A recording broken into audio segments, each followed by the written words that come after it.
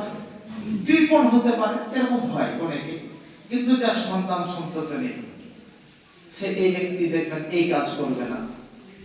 আল্লাহ তাই বলছেন সন্তান যার আছে ওই ব্যক্তি এমনটা করতে পারে, ধন সম্পদের পেছনে ছুটতে পারে, নিজের জীবনকে বিলাসিতাময় জীবন করার জন্য গাড়ি বাড়ি টাকা পয়সা বাংলো হাবি জাবি যত রকম আছে করার জন্য দুটো জিনিস কি, এক হচ্ছে পাওয়ারফুল, নিজের দু চারটা সন্তান থাকবে, কেউ কিছু করলে যাবে তেরে, আর দ্বিতীয় হচ্ছে মানি পাওয়া, টাকার পেছনে ছুটবে। আল্লাহ বলছেন এই দুটি জিনিস তোমাকে ক্ষতি করবে, তোমার আল্লাহ স্মরণ থেকে মসজিদে যেতে পারবে না এই দুটি কারণে।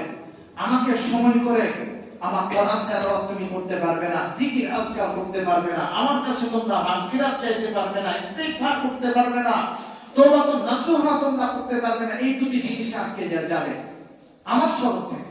আল্লাহ বলছেন যদি এই দুটি জিনিস কি, টাকা পয়সা ধন সম্পদ আর কি বললাম, সন্তান সন্ততি, আল্লাহ বলছেন ওয়ামাইয়া ফানযালিকা ফাউলাইকা হুমুল খাসিরুন, যদি তোমরা এমনটাই হয়, যদি তোমাদেরকে মুখ ফিরিয়ে দেয় তারা, যদি তারা গাফিল করে দেয় আমার স্মরণে, তাহলে তোমরাই বড় ক্ষতিগ্রস্ত। বলেন তো একটু চিন্তা ভাবনা করেছেন কখনো যে ভাইরা মসজিদে আসতে পারছে না কিসের জন্য? কিছু ভাইকে আমরা দাওয়াতের কাজ করতে গিয়ে দেখেছি, কিছু ভাইকে যদি বলি ভাই এতটা বয়স হয়ে গেছে আপনি একটু মসজিদে আসেন, নামাজ পড়েন, তারপরে কাজকর্ম করবেন, তো ব্যক্তি বলে ভাই আমার কাজের এত চাপ, আমার কোম্পানির ডিউটি এত চাপ, আমি সকালে মাঠে বেরিয়ে যাই, সেই বিকালে আমি আসি, আমার নামাজ পড়ার সময়ই হয় না। আবার কোন ব্যক্তিকে যদি জিজ্ঞাসা করা যায় ভাই আপনি এই বয়স থেকে নিয়ে এখন এমন ভাবে ছুটছেন, জুম্মার সালাতের সময় আপনার হয় না, রমজান মাসে বলছেন যে রোজা আপনি রাখতে পারেন না চাপে, তো কি ব্যাপার, আপনার পিতা মাতার তো ভাবা উচিত। তো তিনি বলেন আমার আব্বা এখন বলছে যে এটা কামাই করার বয়স, আর নামাজ পড়ার বয়স এখনো পড়ে আছে, এমনও শুনতে হয়।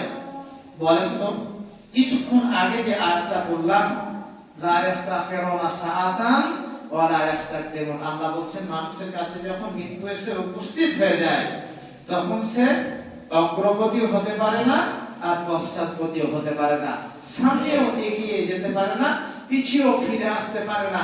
সঠিক জায়গায় ঠিক টাইমে আপনাকে আল্লাহ মৃত্যু আপনার দেবে, এটার প্রতি যদি আপনার ঈমান থাকতো তাহলে আপনি কেমন করে বলেন যে কোম্পানির বড় চাপ, নামাজ পড়তে পারছি না, সকালে মাঠে যায় সন্ধ্যায় আসি, নামাজ পড়তে পারছি না, আপনি কেমন করে বলেন?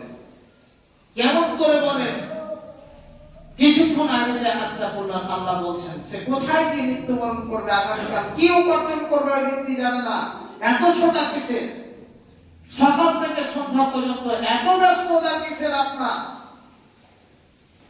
আপনি তো নিজেই জানেন না আগামীকাল কি উপার্জন করবেন, আপনি তো নিজেও এটা জানেন না যে আগামীতে কোন জমিনে গিয়ে কোথায় কোন স্থানে কেমন ভাবে মারা যাবেন, এটা তো আপনি জানেন না। আপনি এত ব্যস্ত হতে চাইছেন কেন? পৃথিবী তো প্রতারণাময় একটা জিনিস, এই পৃথিবী আপনার সঙ্গে প্রতারণা করবে, মায়ায় জড়িয়ে যাবেন, ভালোবাসায় জড়িয়ে যাবেন। এই পৃথিবীতে এই মায়া আর ভালোবাসা জড়িয়ে গিয়ে আপনার ঈমান ধ্বংস হয়ে যাচ্ছে। আপনি কি একটু বুঝে দেখবেন না? একটু স্মরণ করে দেখবেন না? আমি এই বছরের মৌসুমে এই কয়েকটা কোরআনের আয়াত তেলাওয়াত করতেই হয়, যদি না করি তাহলে স্মরণ করানো আপনাদের আর হলো না। এই কোরআনের আয়াত অনেক উলামাদের কাছ থেকে আপনারা শুনেছেন এই সমস্ত আয়াত থেকে কথা, কিন্তু আপনাদেরকে একটু শুধুমাত্র জুম্মার দিনের খুতবা হয় একটু স্মরণ করিয়ে দেওয়ার জন্য, একটু স্মরণ করিয়ে দেওয়ার জন্য। কারণ আল্লাহ রাব্বুল আলামিন কিয়ামতের দিনে আপনাকে আমাকে প্রশ্ন করবেন যে তোমাদের সামনে কি আয়াত তেলাওয়াত করা হয়নি, অথচ তোমরা তাকে মিথ্যা মনে করেছো। এই দিনটা স্মরণ করার কথা আল্লাহ বলবেন সেদিন কিয়ামতের দিবসে যে তোমাদের সামনে কি আয়াত তেলাওয়াত করা হয়নি, কিন্তু তোমরা সেটাকে মিথ্যা মনে করেছিলে। যে মৃত্যু আর কখনো হবে না, আল্লাহ আমাদেরকে খুঁজে পাবেন না, কেমন ভাবে কবরে চলে যাব, বডি সব ধ্বংস হয়ে যাবে, হাড় মাটিতে খেয়ে নেবে, কেমন ভাবে এটা হয়? বাস্তবের সঙ্গে লজিক্যালি আপনি মিলাতে না পেরে আপনি কোরআনের আয়াতকে নিয়ে হেসেছেন, ঠাট্টা করেছেন, মজা করেছেন। আমার আল্লাহ সেদিন আমাকে এটাই স্মরণ করবে, তোমার সামনে কোরআনের আয়াত পৃথিবীতে তেলাওয়াত কেউ করেনি।